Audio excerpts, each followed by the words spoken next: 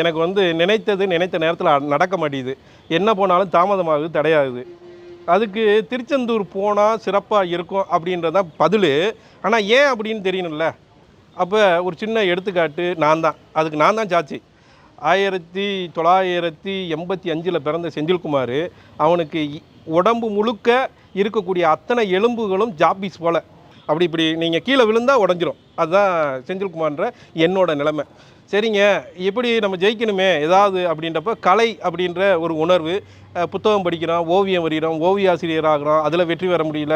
சினிமாவில் போய் உதவி இயக்குனராக இருக்கோம், அதில் வெற்றி அடைய முடியல. தடை தடை தடை தடை 39 வயசு வரைக்கும் தோல்வியை தவிர வேறு எதுவுமே பார்க்கலங்க.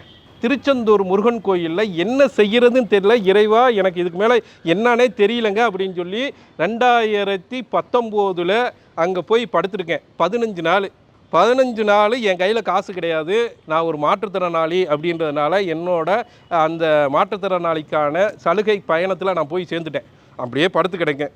அதுக்கடுத்து வெற்றி எப்படி வெற்றி அப்படின்னா, ஜோதிடத்தை வந்து கையில் எடுக்கிறேன். சினிமாவில் ஜெயிக்காத வெற்றியை ஜோதிடம் என்னை ஃப்ளைட்டில் பறக்க வைக்குது.